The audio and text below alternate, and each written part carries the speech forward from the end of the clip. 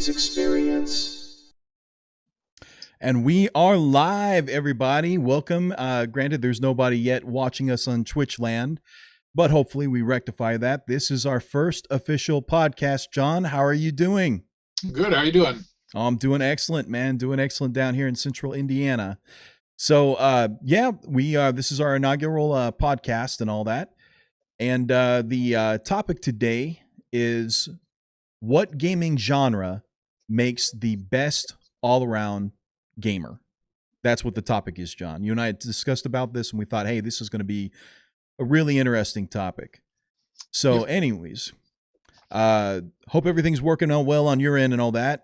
Don't know if you got the stream up because I actually do have a slide deck for us all to follow. And here it is. And I know that it takes you a couple of seconds here. And while that's loading up for John there, I do want to let everybody know that I want to give a special thank you to somebody, a YouTuber who I absolutely love, and I support him on Patreon. And that is a special thanks to Brian Lunduke. And yes, I know that that is a horrible picture, but at the same time, though, Brian Lunduke is the one that put that picture up on YouTube. So anyways, the reason why I'm giving a special thanks to him is because basically I'm borrowing or stealing, I don't know what you want to call it. I am actually stealing his format and how he does the Brian Lunduke show, which is an excellent show. Definitely check it out on YouTube and definitely support this guy on Patreon.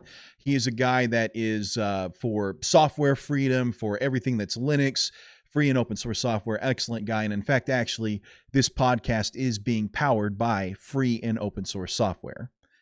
Anyways, John, you ready to get into this topic here? Sure am. Let's go. Okay, so I think John and I actually discussed the different type of genres out there, and we know that there may be some genre we might have missed, whether it could be just something that's obvious or maybe one that's in the nook and crannies and all, but we tried to really, really run the gamut with regard to this show. So let's just go ahead, and we're going to start off with shooters, specifically trackball shooters. So, John, I will say out of all the shooters, this type of shooter I actually have a lot of trouble with. So, I mean, what kind of skills are needed? I mean, obviously, it's kind of like Galaga, and obviously right here I got Centipede and Millipede, but what's your take? I think the biggest things for these games is hand-eye coordination. That's really what it boils down to with Centipede and Millipede. And then also, of course, the feel for the trackball too, because I'll tell you one thing, that's something I can't do is the rolling around of the trackball and all, and then trying to get that precise. Now, I know that some, you've got some excellent trackball shooters and all that people are able to actually, they've got a feel for it. And I think if I'm not mistaken, I can't remember if it's Centipede or Millipede, but if I'm not mistaken, the fire button's on the left as opposed to being on the right. So that throws me off. Yeah, yep. I don't know if you've ever seen Billy Mitchell or Donald Hayes play, but they've got tremendous control over them. Oh, really? Oh, yeah. They're amazing. All right.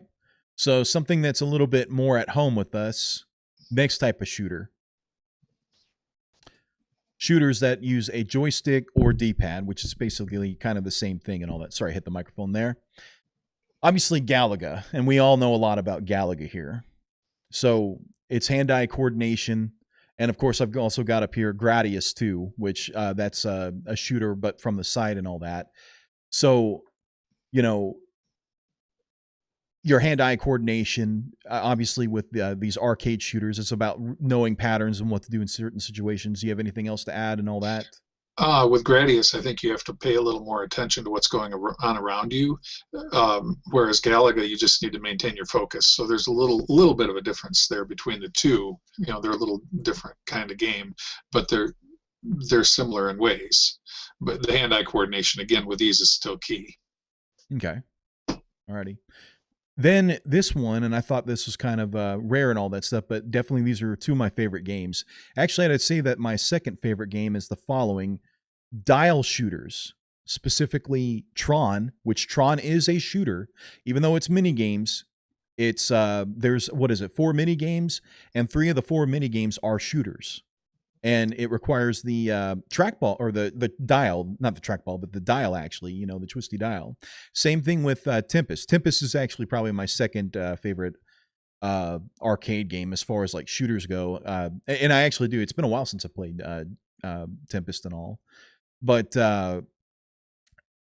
granted, Tempest and Tron, because with Tron, you actually have the joystick and you fire with the joystick, whereas the dial or radial or whatever, that helps dial in things, like trying to dial it in and all that stuff. Kind of like, it's almost like Akari Warriors, which that's just one joystick, but it's a rotary joystick. So, I guess, how would you think, like, say like if you were going like in shooters, I mean, do the skills translate from one game to another? With those specific games, I think they do, because again, you're looking at a lot of hand-eye coordination. You've got to master the rotary in these games, of course, and with Tron, you've got the added aspect of the trigger and the joystick with the trigger on it.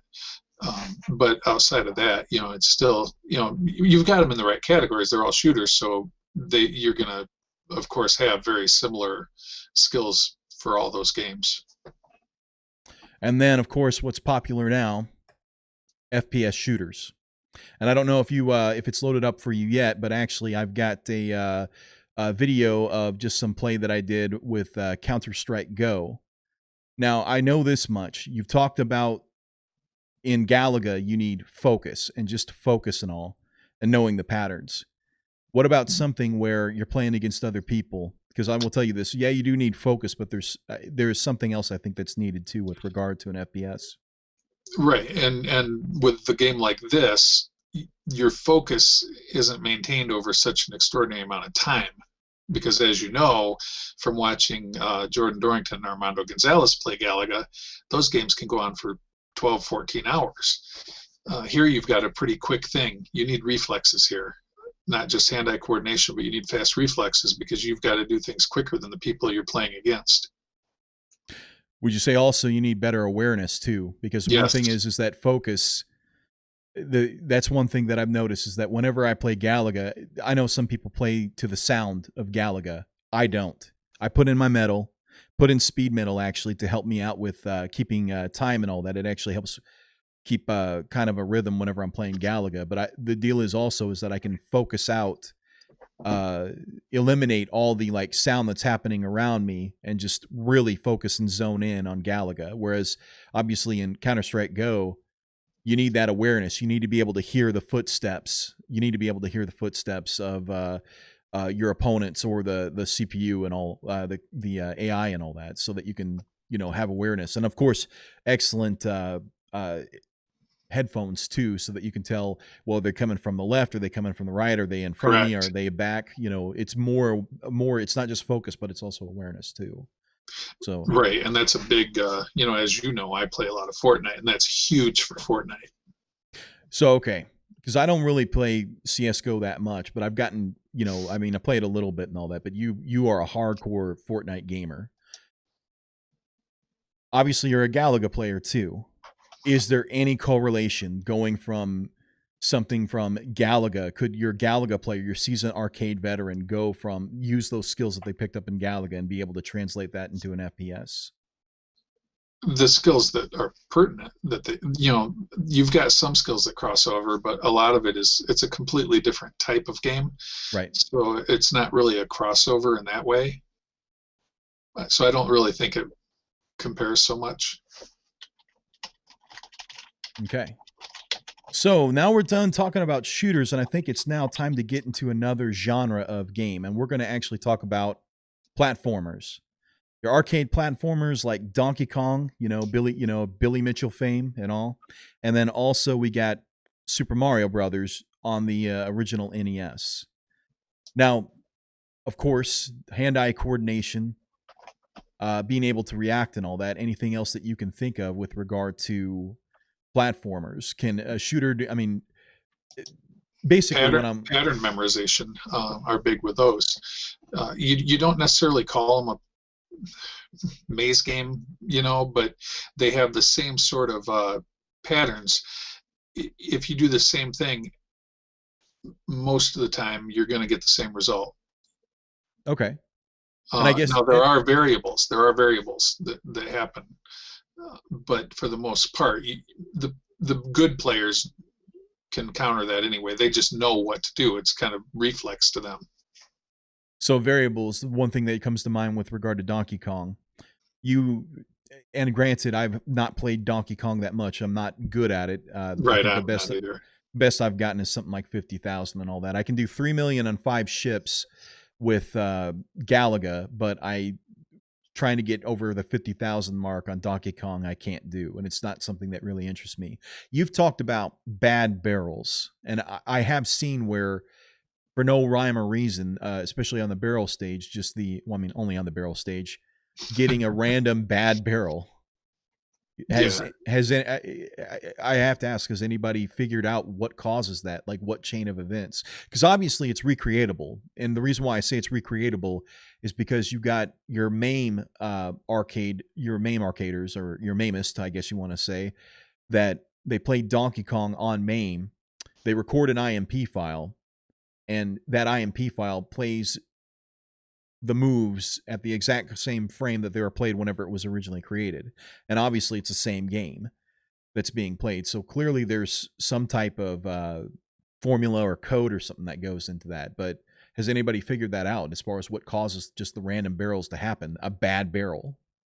That's an interesting question. I think maybe even something a future show could be somewhat dedicated to. Bring somebody on that's an expert in Donkey Kong. Mm-hmm.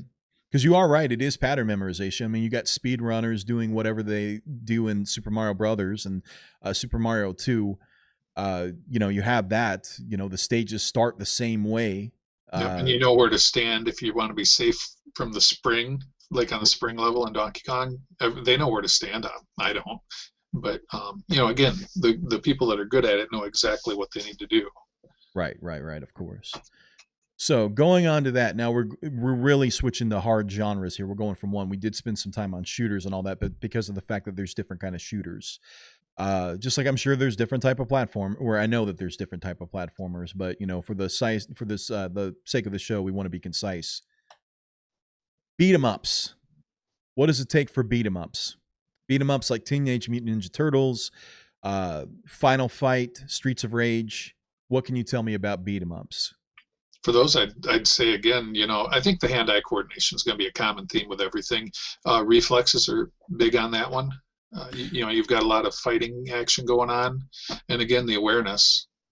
Is it also another thing that I've noticed too, and this is something that I wanted to talk to. I know that the owner of Tappers in Indianapolis, or one of the part owners, he's really, really, really good at Final Fight, and he was discussing about how Final Fight is he's trying to beat the game on 1 credit, and the best that he's done is beating it on 2 credits, using only 2 credits. I think that's the best that he's done. Yeah, that's a pretty good game. Yeah, that's a pretty good game. And I never got the chance to ask him. I'm like, because I think there's one thing that I've noticed, like whenever I'm playing The Simpsons, whenever I'm playing Teenage Mutant Ninja Turtles,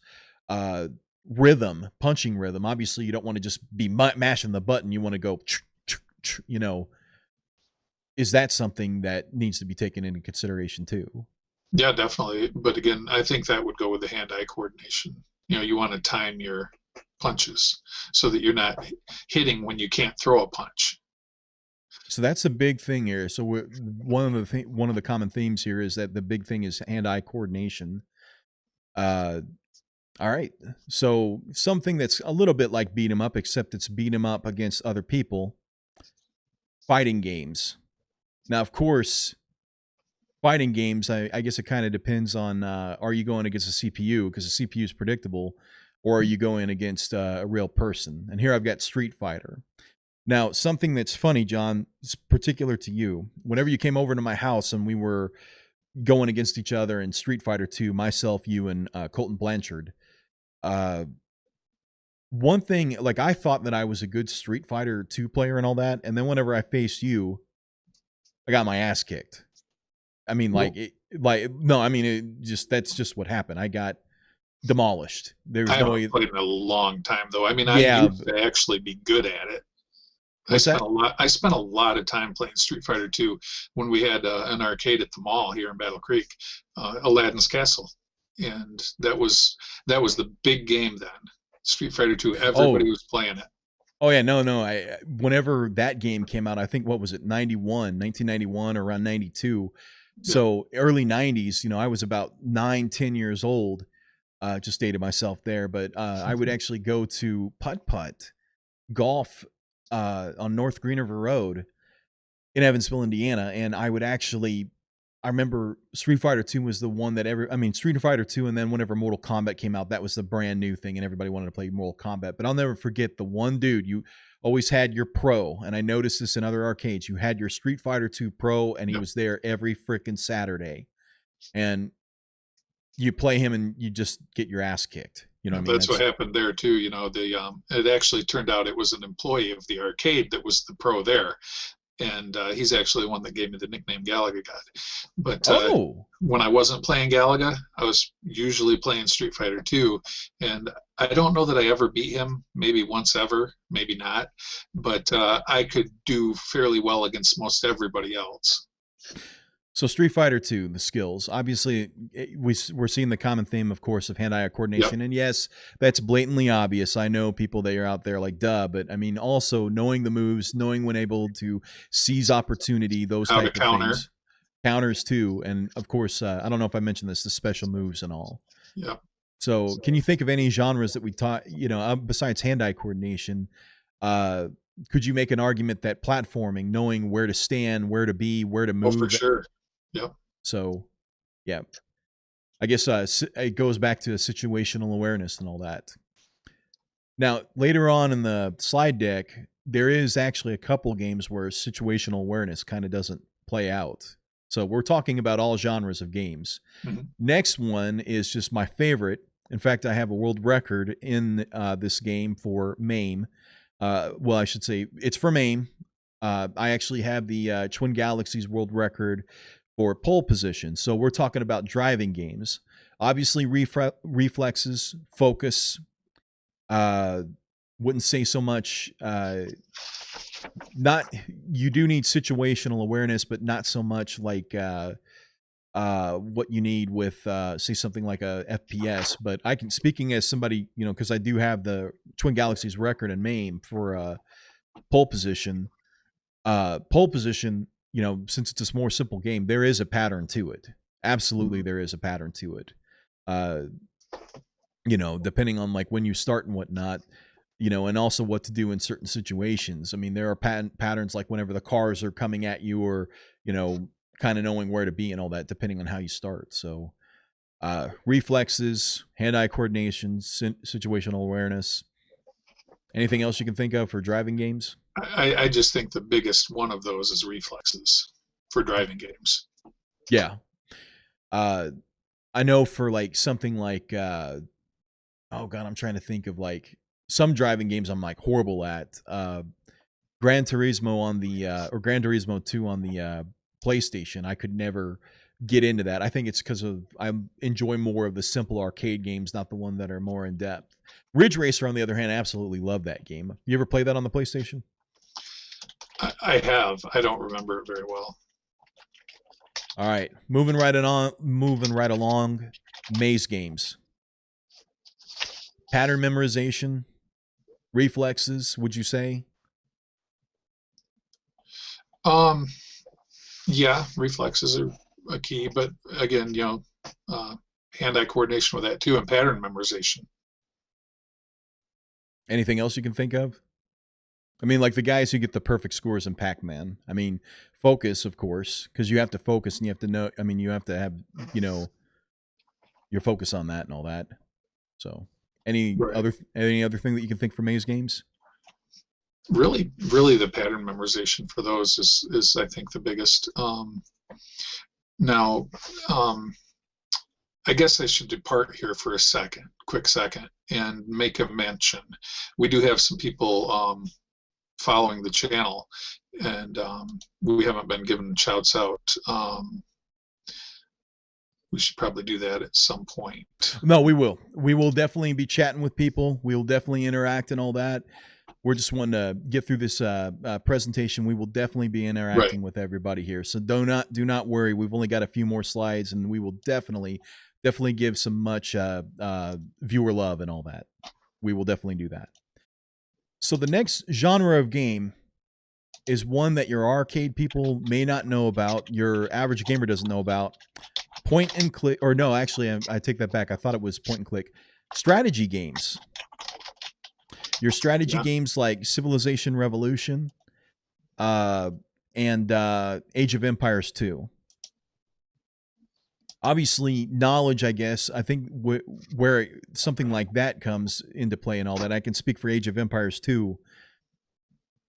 The knowledge of what the units do and knowing how to use them and when to use them. And like, I know like formations were big and all that. I'll never forget, I was playing against a Canadian friend of mine in Age of Empires 2. We were having like a LAN party at his apartment, and we got the Age of Empires 2 up, and I thought that I was really good because I, knew how to beat the computer, but going against your human, a human person and how they think, and knowing like, they knew how to, oh, sorry about that. I was messing with the mic. Knowing how the different formations, like forming a square and whatnot.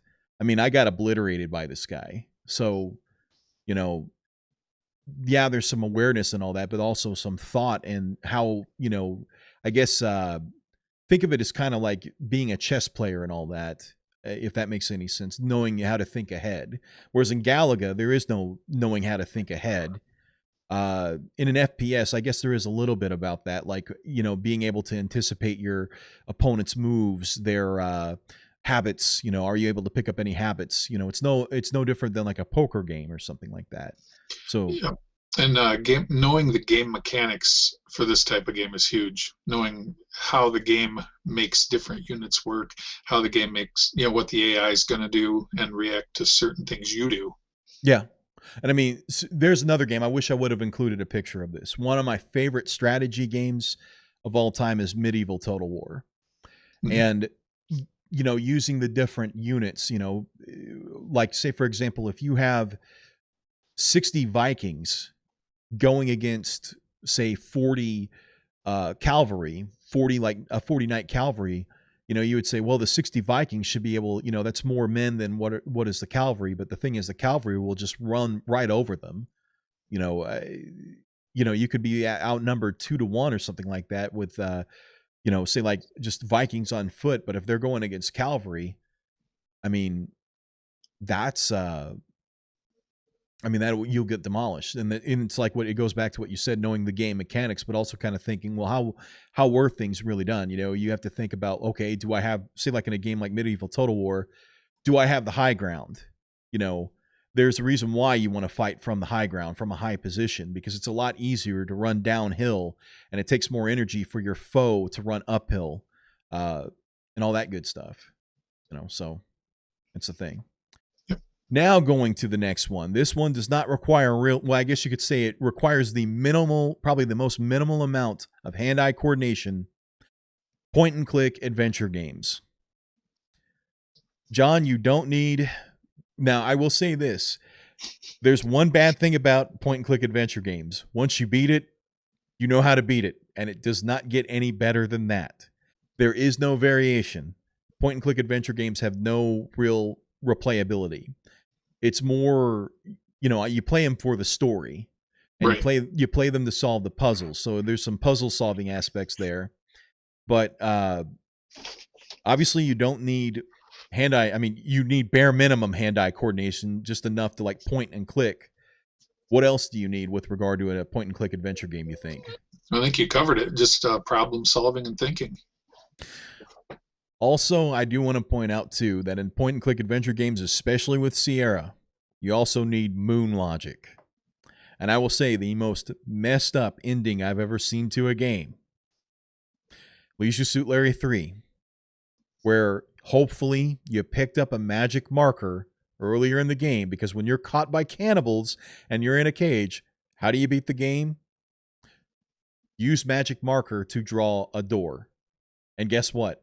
Because the magic marker is really magic, You draw a door and you end up you go from an island in the South Pacific to the studios of Sierra Online in Northern California. That literally is how you beat the game. I'm not joking you. That is how you beat the game.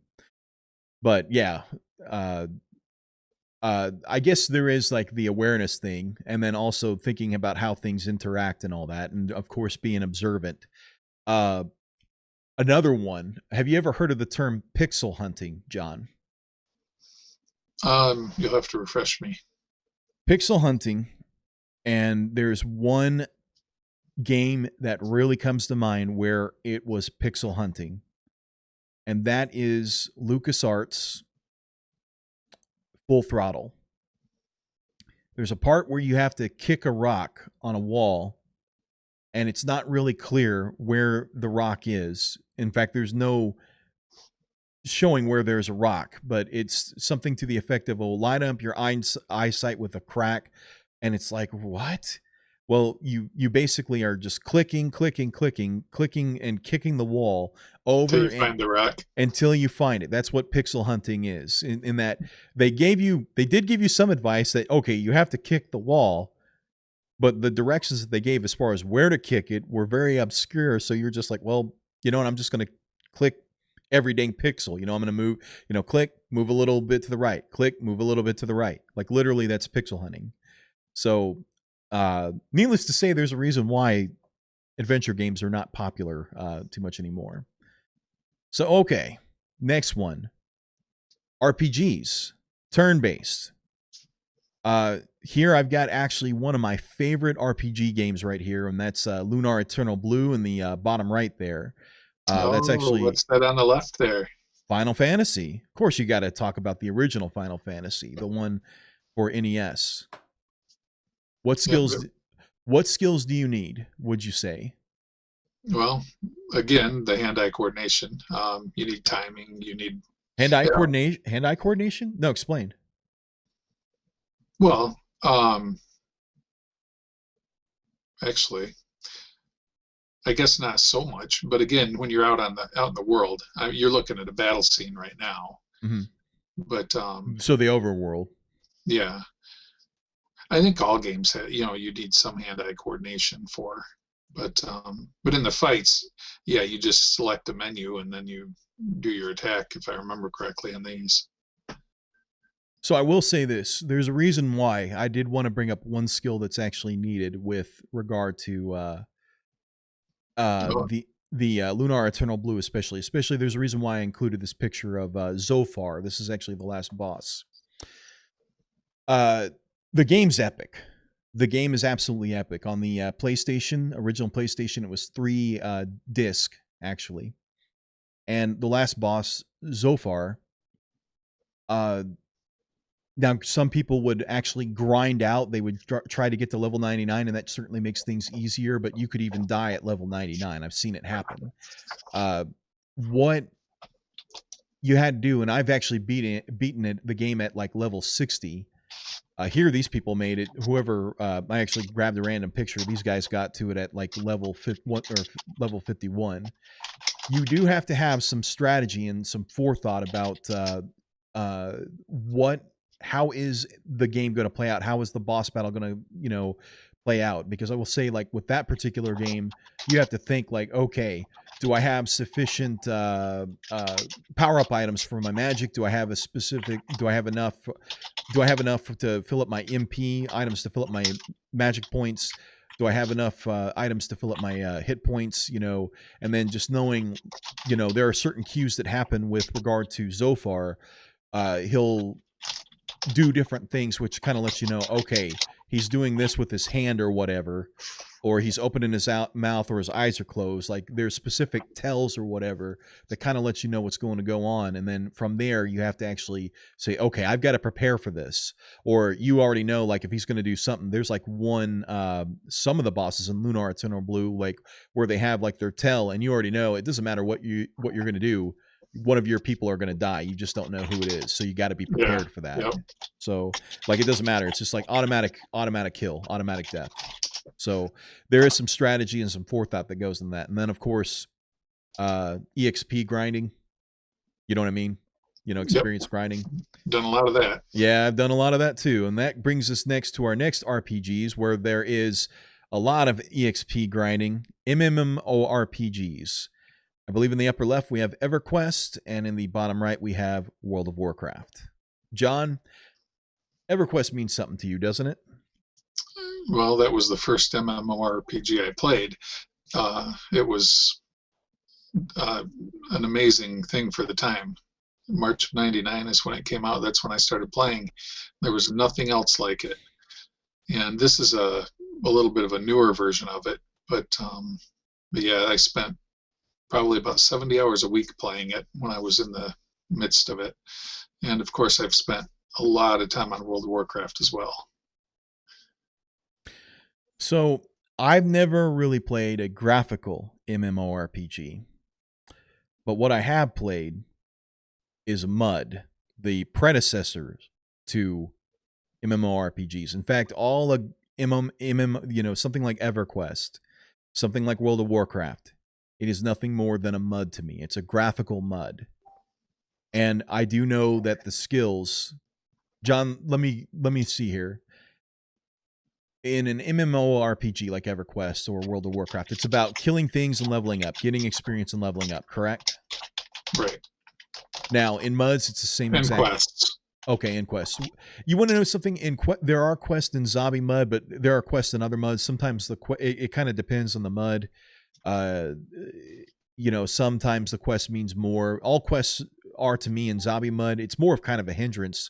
The quests are done in my MUD, Zombie Mud, where it's you get quest points basically to like lower the cost of a level to level up. That's all that it is. Yeah. That's all that it is. It's kind of more of a nuisance, if anything. And then once you get a sufficient amount of quest points, you don't ever have to do another quest ever again.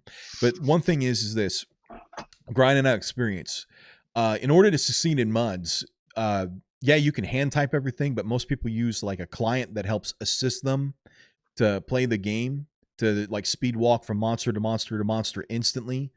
John, I'm sure that you had it whenever you played EverQuest. Did you do this? Did you have a plan going, like say, okay, I'm going to go to this area, kill these monsters. I can get this killed in like 5 minutes. Then I can go to this area in EverQuest, and then I can kill these monsters, and then basically kind of make like a rotation. Yeah, zone hopping. My son actually would play like 5 characters at a time, and he would just be able to have his own group. He was able to coordinate all that on different computers, and sometimes dual screening or multiple like alt tabbing. I mean, it was crazy. He could play that many characters at once. So okay, so I'm getting a little bit squeamish here, because in Zombie Mud, multiplaying is banishable. Like they'll ban your IP, they'll ban your internet protocol address. It's cheating. Was that considered cheating for EverQuest? Because I have no idea. Well, you were playing, well, except for some of us. Okay, so I did a lot of soloing, but a lot of people played in groups. So you're basically just giving yourself a group if you play multiple characters. Granted, you're at a little bit of a disadvantage in one way, because you do have that time you have to go from one to the next. But if you, it seems like there were macros you could make for that game as well. I didn't really get into that because I wasn't as into that as other people, but I think that's something he was familiar with. Okay, yeah, in Zombie Mud, and I know now there are some MUDs that like you're encouraged to cheat, which those don't usually last too long. But in Zombie Mud, playing multiple characters at the same time, that's a banishable offense. It is cheating. It's considered cheating. You can have multiple characters, but your multiple characters can't be on the MUD at the same time. You can only have one character on the MUD at the same time and all that stuff. So you don't want to do that. So anybody watching out in Finland, or if any of my MUD buddies are any of my fellow MUDers are watching this, nope, I play it straight up. I just like to go and grind experience and all that, speed walking from monster to monster to monster, killing them, and then leveling up and all that. And of course, I do this drinking beer at a bar and all that. I actually game from, or I should say I MUD from a bar, and people give me strange looks. So, John, so we kind of covered this. Now, obviously, in something like Zombie Mud, I guess you could say that you need good hand-eye coordination because it's all reactionary for the most part. Like if I see that I get done killing a monster, I know that immediately I have to start the next battle, and you have to do that instantaneous. And the reason why I say that it does take hand-eye coordination is because of the fact that it's all about keeping up a good experience rate so that you are being as productive as possible. I know it sounds crazy, but it's a different type of mentality, like playing a mud. And I'm sure it's the same thing too, like with World of Warcraft. So tell me, like World of Warcraft EverQuest, is it about, I mean, obviously there's some hand-eye coordination, being able to, but is it reactionary? Like, are there things that jump out at you that go aggro on you, and like, say like you don't initiate a battle with Right, something, yeah. but it initiates a battle with you? Yep, definitely happens. And there's a lot of, you know, there's a social aspect to those MMOs, you know, MMORPGs, all those, all the online games that you've got multiplayer, you know, there's a lot of social interaction, and that's another huge aspect to those games. But as far as the skill sets, it's kind of like the other games. You know, you run around, you kill stuff, and you have your either a controller or your keyboard and mouse, depending on what you're using. So out of all the genres and all that, is there one? I mean, obviously we got the skills and all that, the skill, which is basically hand-eye coordination. Obviously you don't need focus for a point and click adventure game, because those games were actually designed to relax you. You were supposed to like leisurely solve a puzzle. You know, yeah, sometimes you could have like imminent danger, but more often than not, that's the imminent danger is maybe 3 to 5% of the game, where you have to have quick reactionary skills. So, you know, but at the same time though, you know, the logic and all that, I mean, you know, something like Galaga, you don't need problem solving skills for Galaga. You know what I mean? You need problem solving skills for that. And then the other thing is that in order to like efficiently play a mud, you know, so that you're not having your time wasted, you know, getting carpal tunnel from typing and all that, using a mud client like 1010++ or Zmud or something like that, you know, these things that help assist you play the game, you need to know how to code. You need to know how to program. Obviously, that skill's not going to do well for you in something like Counter-Strike Go. The, you know, the knowledge of knowing how to program, I mean, that is a skill. You know, I will say though, it, you know, playing MUDs did actually help get me, further my career and all this stuff, because it taught me how to program for fun. So that's one good thing about, you know, gaming and all that. So, you know, those skills, you don't need problem solving skills for Galaga or Gradius. You don't need to know how to frickin' program for a, I will say the programming would help you as far as like the skill goes with regard to logic, like logic puzzle. But for any of those other games, yeah, you're right. There's no, it doesn't do anything for you. So I was going to flip the script on you a little bit, and maybe after this you respond, and then maybe we can open this up. Yeah. But so it's my contention that the type of game has no bearing as far as producing the best gamer. My stance is that different types of games use different and some same or similar skill sets, and people who have those particular skill sets are more adept at them, you know, getting better, you know, regardless of the actual game genre. It's what you already possess. So what skill sets are most helpful for these types of games might be for me the better way to go. It might help people decide what types of games they'd enjoy the most, or, you know, not that they couldn't play or wouldn't be good at others, but and you can pick up skills by playing those games. But if you just don't have a particular skill set, it won't matter how much you play. You really won't get that good at it, I don't think. So this brings me to something, because like there's a reason why I included RPG or MUDs and point and click adventure games. Out of all the genre of games, which two, I mean, obviously I believe, or I know, those two are the genre of games that are the least popular as far as genre goes. Who the hell do you know besides myself that plays a MUD? Well, I used to know people that did, but then again, I'm old, so I've gamed back in the 70s. So yeah, I mean, we're talking about a genre that literally, I mean, EverQuest was basically the beginning of the end for MUDs. Granted, they're still going on. I mean, they're still popular. I mean, the one that I play has been going on, as you can see here, since 1994, according to the screenshot that I have here. But that's one thing is that trying to get people like into the MUDs or getting them into point and click adventure, they'll just look at you because it's a skill set that, would you say that today's games, your Fortnites, Counter-Strike Goes, I mean, you could say that now definitely in Fortnite and Counter-Strike Go, there's some strategy and all that stuff, some forethought, but at the same time though, you know, the problem solving and the moon logic in adventure games kind of like throws people off. And then MUDs, I mean, people say, well, it's just like what was it, your son or one of your son's friends said, well, that doesn't look like fun. Dude, you don't understand. This MUD thing right here, I will literally sit in a bar, get drunk, playing this thing, like no joke, for like 3 hours. I'm not joking you. It's that fun. There's also a social aspect to it too. But the thing is though, it's, people that are older, like like John and I and all that. Granted, I'm younger than John, but at the same time though, I think part of the reason why I got into this type of game is because of the fact that I was one of the Zennials. I don't consider myself millennial. I consider myself part of the Star Wars generation, but I was one of the people in my class that had early access to a computer growing up, and I was exposed to point and click adventure games and MUDs, text-based games like Return to Zork, also Bard's Tale. So you're right, there is no one genre of game that produces it and all that stuff, because I can tell you this much: your person that mashes a button, like say like on Galaga, your person that mashes a button and then goes left to right, you show them a MUD, they're going to be, what the hell is this? This doesn't look any fun. Am I right? Oh yeah, if they've never played it before, they wouldn't have any idea. They'd be like, oh, this doesn't look like anything I want to mess with. Correct. And I mean, that's the thing. That is a thing. I will say though, the mudders though that I hang around with though, they do introduce me to new games. Like one game that they introduced me to, which is like a graphical representation of a MUD. Another one, Darkest Dungeon.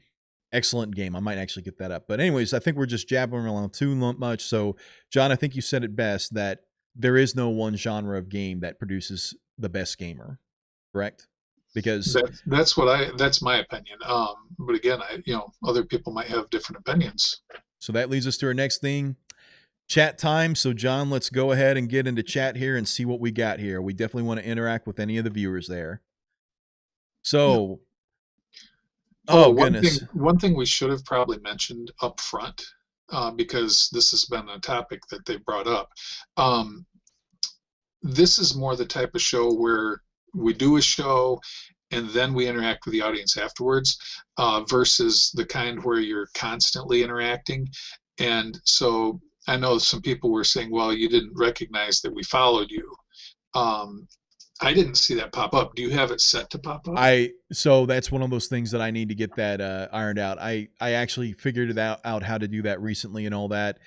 Please note that this is our inaugural podcast. We definitely do want to recognize anybody that followed us. We do apologize about that we did not recognize that. As again, this is our inaugural show. We were wanting to do a get this done, and of course we're going to continuously improve and all. And another thing is, I did see how to actually do it, John, in Streamlabs, how to actually do it. The problem is that I don't want to use like a stock. I don't want to use a stock notification that everybody else is everybody else is using. Heck, I want to design my own. You know what I mean? That's what I want to do. Like, say, like, for example, if somebody like subscribes or follows or whatever, I want it to pop up with our logo and then recognizing your name, and definitely will say something. So we do apologize about that.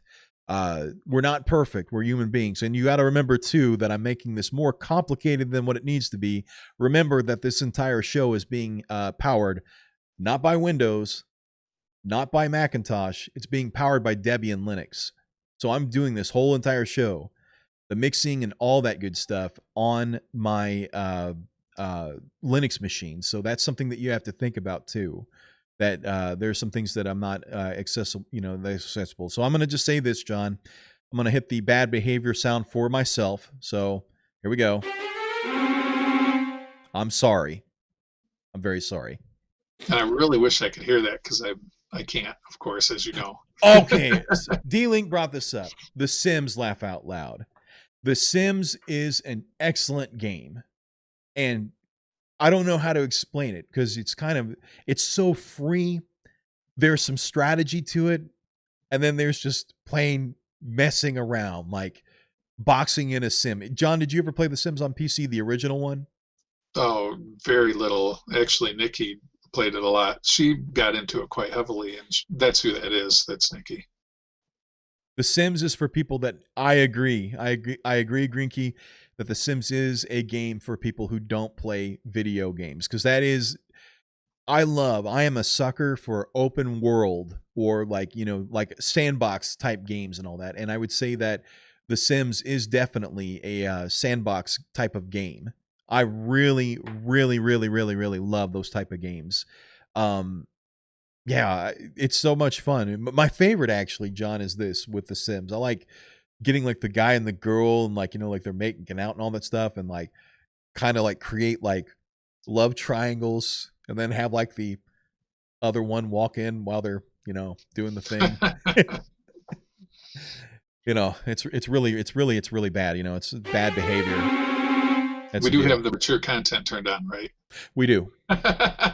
Okay, cool. Yeah, I'm trying to not use so many swear words and all that stuff. But yeah, The Sims is for people that never ever play games.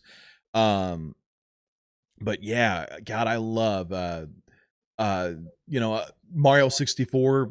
That was actually brought up. I actually like that. That is actually one of my favorite platformers. It is a platformer, but also it's open world too. So, oh yeah, just God, there's so many games that we did not cover, big games and all that. I mean, one of my favorite platformers is Zelda 2: Adventure of Link. In fact, actually, I know this is blasphemy to your Zelda players. That is actually my favorite Zelda game. I never got into Zelda so much. I know some people that have, but again, I played it a little, but not to where I liked it so much. So Jordy Must Prime has said, as an MMO player, I can say that MMOs, in my opinion, create most of the better players. So, okay. So I will say that, with regard to say something like World of Warcraft, just using that as an example, because, I'm looking at it as, the strategy that's needed for whenever you're going into battle. Because now granted, I don't, I play the MMO I play are MUDs, graphical or not graphical. I play non-graphical MMO RPGs, MUDs. So you have to know, like, before I go and initiate a battle with we call them mobs, monsters, but we call them mobs for whatever reason, just because we like short, whatever. But anyways, we look at a mob and we say, hey, can I beat this mob? What is it going to take? Is it even going to be worth my time? And then also there's a lot of stuff that I do, like in the course of battle, I have to have quick reaction, even for a mud. Like, say, for example, if I get stunned or if I get strangled and whatnot in zombie mud, like I have to be able to run out of the room and then heal. But I have to do that immediately. I mean, you have to have reaction time. You have to have the strategy. You have to think about your battle and all that. So will say that would you say, okay, obviously there's more involvement in an MMO, John, what do you think? Like, well, yeah, like there's more, like compared to Galaga, compared to Super Mario Brothers, there's a lot more multitasking. Yeah, and I actually was going to ask if he specifically meant a particular type of MMO, because you can get into a whole different realm if you're talking like League of Legends and games like that, because those are MMOs versus EverQuest, World of Warcraft, where you're grouping up, a lot of times fighting in environment versus player. They do have some PvP in those games, but that's all some of these other MMOs are. So he goes, I can say, though, that if you toss an MMO player into an FPS, they will suck. Haha. So I don't know. It's one of those things that. So John and I, we're both Galaga players. We're both Galaga players. And John, Galaga is not the only thing that you're good at as far as on the arcade, right? No, I play other games. Is there a game that's non-shooter that you're into, that you're good at? That I'm good at? I guess, Arcade game. do you mean comparatively speaking, like with world record holders, or just better than the average person? Because I can play a Both. lot of games better than the average person. Give me an example of a game, and I've played pretty much everything. I'm using this one, and you know why. Burger Time. Burger Time, I would probably be better than people that haven't played it at all or much. But again, I wouldn't compete. I wouldn't be competitive with you or people that have gotten good at it. Yep. So here's the reason why I brought up Burger Time as far as like an arcade game goes. So John and I were both really, really good Galaga players, okay? We actually run GalagaForum.com together. So deal is that Burger Time, I'm also really good at. In fact, actually, I'm ranked, I think, 8th or something like that for MAME on Twin Galaxies, if I'm not mistaken, 7th or 8th. I've actually gotten better than that. I'm actually trying to break the 5 million point mark. I've kind of taken a break. But whenever I started out, I couldn't even get 100,000. But then what happened is that I watched other people play via like downloading IMP files from Twin Galaxies and watching what the strategy was. And the number one strategy I saw was, oh, wait a minute. All the best players are bunching up the egg, the pickle, the hot dog. They're bunching them up together. And then making the buns and the lettuce and the burgers fall down, whenever they're being chased and all that. So you get like in the later stages, you get 16,000 points for each time you do that. And that goes on and on and on. And then you earn lives too. You can run and take a quick break, like go use the restroom and all that on Burger Time.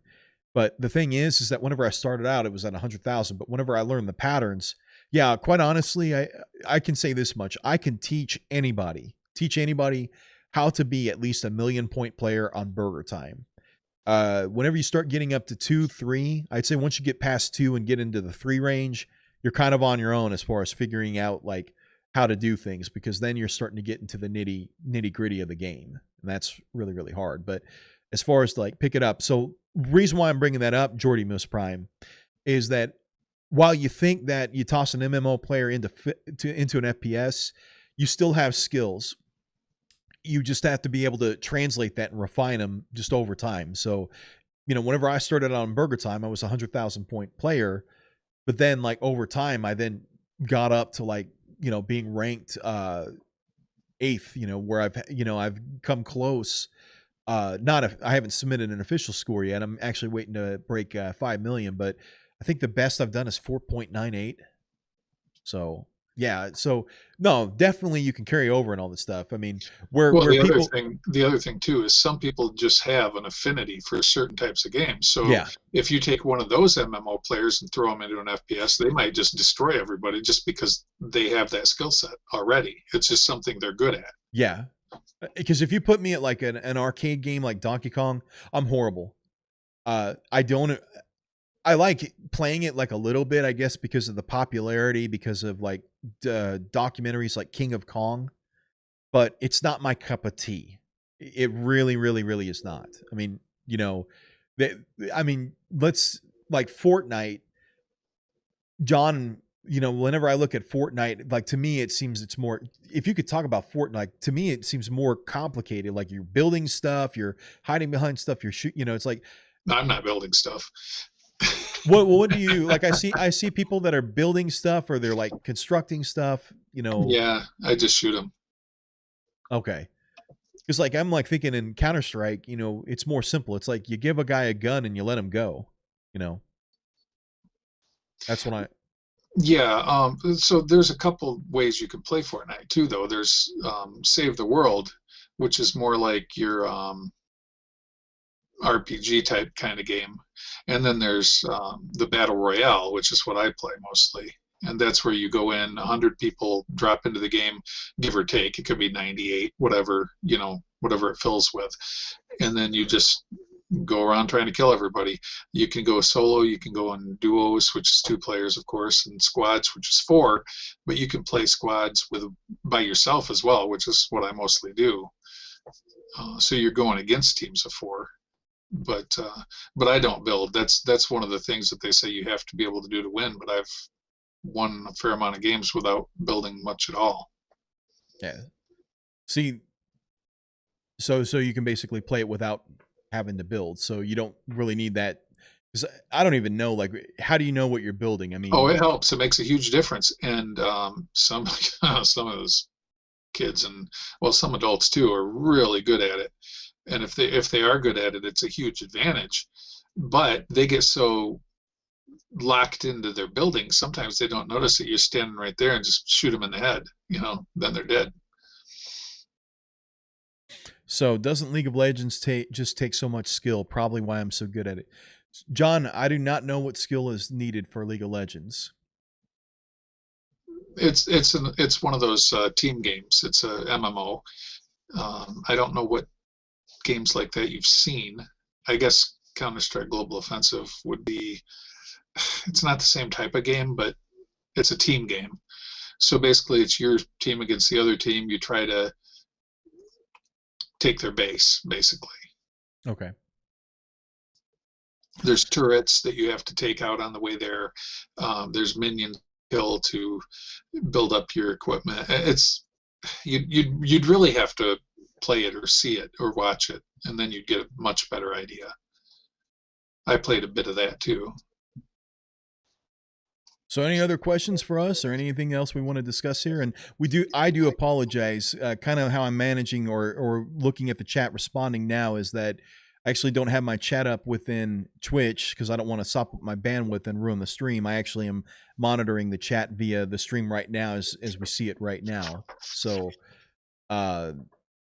that's anybody kind of else? where I went to. What's that on the left when I saw the Final Fantasy? Because a couple of people had mentioned Final Fantasy prior to you putting it up there, so I thought that was kind of a cool little Well, thing. if you're going to talk about RPGs, obviously there is the elephant in the room. When it comes to RPGs, you have to mention Final Fantasy. My worry is I'm worried about, I wanted to make sure that I got the big ones mentioned and all. But also for RPGs, turn-based ones, Final Fantasy was never good. Nah, it's great, man. It's great. I mean, it's been ported and all that. Final Fantasy. I mean, when they ported it on the phone, I mean, it's excellent. Now, Lunar Silver Star Story. God, I can't say that too fast there. Lunar Silver Grinky TV is a troll. Final Fantasy VII was the best game of the century. Oh, best game ever made. Whoa. That would have to be probably a topic for another day. Maybe, John, maybe next week. What is an RP? I'll just say I think EverQuest was the best game ever made. I mean, for the time, you couldn't beat it. So I'm going to ask you, don't comment on it because we need material for next week. Halo 3, a best game ever made. You could have 100 different people and they'll have 100 different games. Oh, you want to know something? They're all good. I mean, they are all good. I mean, even your point and click adventure games are wonderful. The big thing, and I will be the one to just say that no Final Fantasy is in the top 10 of games of all time. No Final Fantasy is in the top game of. Well, of course, it's all based on opinion. It's all opinion. It really is all opinion. I mean, it really is all opinion. I mean, to me, one of the games that I think is great, Sid Meier's Pirates, hands down, because it's multiple things. But as stated, I think we're going to talk about what do we think is the best game of all time. We have to save that possibly for next week. I think, John, do you think that should be the topic for next week? What do you think? It could be one, unless we're going to do a full interaction show, we might have to have another topic as well. But yeah, we could definitely do that. I would say that I'd say that we would do something like that, like just talk about that and all, and see where we go from there and all that stuff. But anyways, guys, we're at the hour mark right here, and it's getting late here, and I don't know, do they want us to stay on, John? I don't know, So, well, any more questions? Any more conversation? See if anything pops up.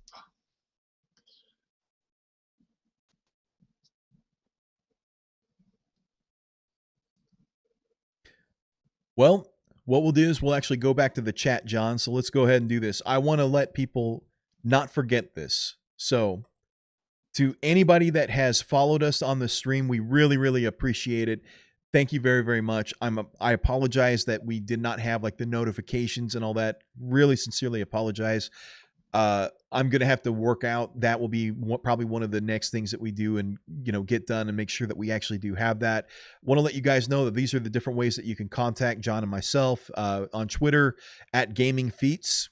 That is our Twitter handle. Follow us on Gaming Feats on Twitch. We have a Facebook group called the Gaming Feats Experience. We also have a YouTube channel that we are simultaneously streamcasting right now. So if you missed the podcast or if you want to catch back up on anything that we've said, you can definitely go and check out our YouTube channel, the Gaming Feats Experience. Also, if you want to contact us directly, gamingfeatsexperience@gmail.com. And also, as stated earlier in the podcast, John and I actually run Galaga Forum. You can connect with us there on Facebook, Galaga Forum, the page or the group. Remember, we are Galaga Forum, strictly Galaga Forum and all that. John, is there any other way that they can contact us? Yeah, I think there's plenty of ways. If they really want to go through if they want to contact anybody specifically, like if they want to contact you or me directly, you could give your email, or I could give mine. I don't know if we want to add that to that, or if you like the setup. My personal email, no. I'd say that gamingfeatsexperience@gmail.com. I think that would be the best. There's another question. Do you think you guys will ever add random streams to your stream? Yes. The answer to that is yes. We could actually do that. We could commentate on a stream. John, do you want to discuss why we would want to do that? I know there's something in the works that hopefully will be happening in the next month, I hope. I was just curious what he meant by a random stream. So I would have to say that random stream, probably not. If we were to somebody stream, it would have to be somebody that we know. For example, John, I'm let you lead off on that. Well, let's see. I was actually hoping that we'd get a response here for what he means by random stream, but yeah, we've been talking about adding some gameplay to this stream, and there's been several conversations involving that. Do you want to specify what we're talking about, or? Like something like me streaming League right now. I tried Facebook you, sorry. Oh, okay. Well, not right now. We'd have to plan that out Infrared. We do apologize. We'd actually have to we actually do know who Infrared is, so we would actually have to plan that out. You don't want to watch Infrared playing League. I mean, later on. He's already seen that. Okay, no, that would be something that we would consider. No, I was going to say, like, as stated, we are Galaga players, John and I, and we do know that recently the former overall world record holder, Armando Gonzalez, will be streaming, and that would be something that we would like to do, is to pick up a stream and commentate on it. John, what do you think? I think that would be great.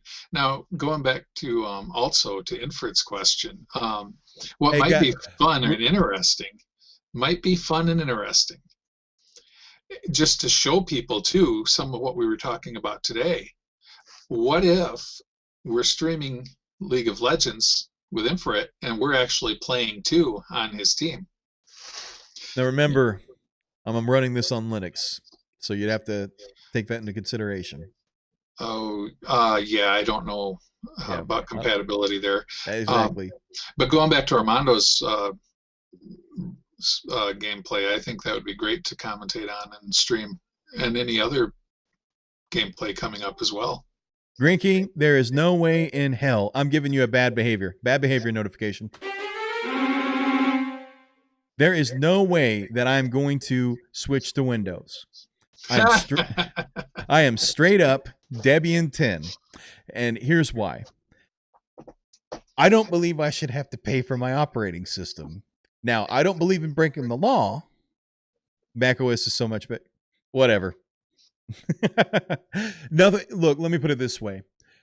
I love my operating system. And with regard to it, like, do I look down on anybody who uses like Windows or Mac OS or anything like that? Absolutely not. I do look down on free BSD users though, because of the fact that they're weird. But I'm not joking you about that. If there's anything that scares the hell out of me, it's somebody who's proficient at free BSD. And I'm being silly and all that stuff. So, but it's because they don't understand the potential of Linux. Their small minds cannot wrap the.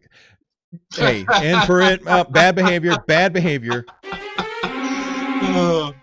No, we are going to be excellent to each other on this stream. Everybody needs to be nice and all that. So there are some good things about. No, you're good. You're okay, man. So no, the thing is that as far as like why I use Linux and all that, there's one thing about Mac OS, and I used to. Mac OS is actually an awesome operating system. The problem is that the hardware that it runs on, like for example, the MacBook Pros and all that, where they're hard soldering RAM. I'm sorry, but I like to take my stuff apart, and Inford is a bully. Grinky, you two are friends. But anyways, Hippo Pride. But anyways, deal is that I can't readily crack open a MacBook and upgrade it, because the fact is that the RAM is hard soldered to the logic board. The hard drive is hard soldered. I mean, you got all this stuff to where if there was a problem with it, I can't just, fix it, crack it open and fix it. Or say, for example, whenever we may have small minds, but Infrared has a small brain. It almost sounds like these guys want me to just give them the bad behavior sound. Yeah, either that or they want it to turn into a little bit different kind of show. Oh, I see. No, we're not going to have a drama-laden show. But anyways, going back to like Mac OS, the operating system itself is great. I mean, it's based off of Unix. That's what it is. No, don't do the bad behavior. I haven't upgraded my PC in 6 years. One graphics change, and I will surpass Mac systems in general. So when graphics change, and I will surpass Mac systems in general. They use old hardware. That is Brachial. No, you are correct on that. What does Brachial use? Probably, I don't know. I would assume a Windows user. Probably he's a Windows user. That's an assumption because of the fact that the vast majority of people are. But the deal is that you use AMD, and for it, that's bad behavior. Bad behavior. Whenever we will get other things, we will get other things. Or other sounds on the soundboard and all that. No one here has a PC better than the new Mac. So yes, the Mac Pro, I will say, is very, very powerful and can be upgraded and all that. But at the same time, though, and you're right, my system, which is a dual Intel Xeon Dell T7500 workstation, it's I was able to piece that together with used parts from eBay. And no, my system with the dual Intel Xeon X5675s, total of 12 cores, running at 3.067 gigahertz, if I remember correctly. I've got my stats memorized for my PC. But no, my system is actually not anywhere near the new Mac Pro. In fact, actually, it's not anywhere near a lot of the workstations that are out there. I mean, this system that I'm running is from 2012, I believe. That's when it was assembled, according to the sticker tag. But I saved it from a landfill. You know what I mean? So, and it's running this podcast perfectly, I think. Granted, I want to get definitely some decals and all that stuff. But anyways, no, I don't want to. No, I'm never ever going to fault. Not going to hate on its stats, but I am very not okay with the Mac Pro. Neither am I. Brachial. The reason why I say that, the reason why I'm not happy with the price of the Mac Pro is because you could go and buy a multi-chip motherboard, buy a multi-chip extended ATX motherboard, throw it into like a big EATX tower and all that, put multiple Xeons in it, or multiple or actually just one. What is the AMD server equivalent? Is it the Epic? That I don't know, because I don't know. Is it the Epic, or is it the what is it? What is the AMD server equivalent? What is the AMD equivalent of the Xeon? I don't know off the top of my head. Epic is the general match. So Epic is the equivalent of the Xeon. Brekiel, can you confirm that? Offhand, I don't know. But I do know that if you get like basically the equivalent, the Xeon equivalent, it falls short. Is it by just a smidgen or what? I mean, are we like how short? Just a smidgen, or are we talking chasms? Are we talking miles, or are we talking inches? Just because sorry, I'm a gearhead. I love talking about gear. Absolutely love talking about gear. But anyways, no, Brekiel is right. I'm not definite on the actual values. Okay. Well, I do know this. You can definitely source from like these different motherboard manufacturers and all that, like the ones that make like server parts, and you can basically fill an equivalent. Nope. Feel the burn. Nope. We do not talk politics in here. Nope. Bad behavior. So yeah, that's one topic that we're leaving completely out of this. Nope. No politics, no religion, no gender, race, anything like that. Just gaming. Yeah. Well, nope. Come on, guys. Stay away from it. Let's be excellent to each other. That caused some divisiveness and all that. Well, anyways, going back to what I was saying about operating systems, no. Mac OS, I think, is ultimately awesome and all that as far as just the operating system itself. It's just that it's too bad that Apple will not allow it to run on other hardware that's non-Apple. Granted, there are Hackintoshes and they do very, very, very well, but I do know that if rumors are correct, they will actually adopt their ARM-based CPU. And that will basically kill off Hackintoshing for, I would say, in the immediate, like whenever that happens, immediately that would kill it off. But I'm sure that there's going to be somebody out there that's clever that will figure out how to get a Mac OS running on something that's not Apple hardware, even if they do make the switch to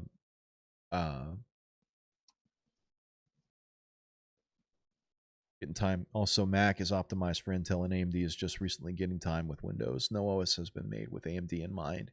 That is correct. Absolutely correct, Brachiel. But anyways, well, guys, I'd like to talk computers here and all that, but we're at the hour and 15 mark. I think, John, we've got a good topic for next one, and we will actually do more interaction early on in the stream. So we would talk about, John, as stated, I think the next topic should be, if you agree, what is the best overall game, or what is in your opinion the greatest game of all time? I guess we'd have to say favorite, because it's all personal preference. But. Oh yeah, absolutely. Well, I mean, of course, my favorite game to me is the greatest game of all time. Otherwise, if I thought that if I thought that there was a greatest game of all time, but it's not my favorite, well, yeah, there's that. Yeah, I could kind of say that too, actually. Yeah. So anyways, we'll go with that. Well, anyways, everybody, thank you for joining with us. We really, really appreciate it. We really, really, really do appreciate it. Follow us on Gaming Feats. Going back here to the slide deck here, remember, we do want to hear from you. Twitter at Gaming Feats. Twitch, follow us at Gaming Feats on Twitch. Facebook, we have the Gaming Feats Experience. YouTube, our channel is the Gaming Feats Experience, which is basically a copy of this particular streamcast here. There's our email. And then also, if you're interested in submitting a score for Galaga Forum, as long as it's on an approved board, or if you want to submit via a Wolf MAME IMP, we'll accept that too. But anyways. I have a quick question before we go, Rob. Yeah, sure. What's that? And this may or may not be something we have the ability to do at the moment. Can we interact with people on YouTube if they're talking to us? Right now, no. I have to figure that out. Okay. So I know what you're talking about, because right now we are streaming to YouTube, but obviously my focus has more been on Twitch and all that. So I have a quick question. Can I send it to you on Facebook? Yeah, sure. Definitely in for it. Yeah, you and I are Facebook friends. We should be. So Absolutely excellent. All right. Have a good night, guys. All right, guys, have a good one. We will talk later. We'll definitely see you next week, Wednesday at 10 p.m. Eastern time. Mixer, that's one thing that we're going to look at too. So we're slowly but surely, this is the inaugural podcast, but we're going to make sure that we try to hit all avenues and all that. So everybody have a wonderful night. Take care. You'll have to wait. Wait. Oh, in for it once. All right, we'll try next week for you guys. Thank you, Jordy Mills Prime. We really appreciate that. Thank you for joining us. And Brad Keel, thank you for joining us too. And also the guy with the squares. Oh, his name shows up in the chat. It looks like it's I'm going to be wrong. I don't want, no offense. Is it Japanese, Chinese, Mandarin? I don't know. I don't either. I'm see not you next familiar. one.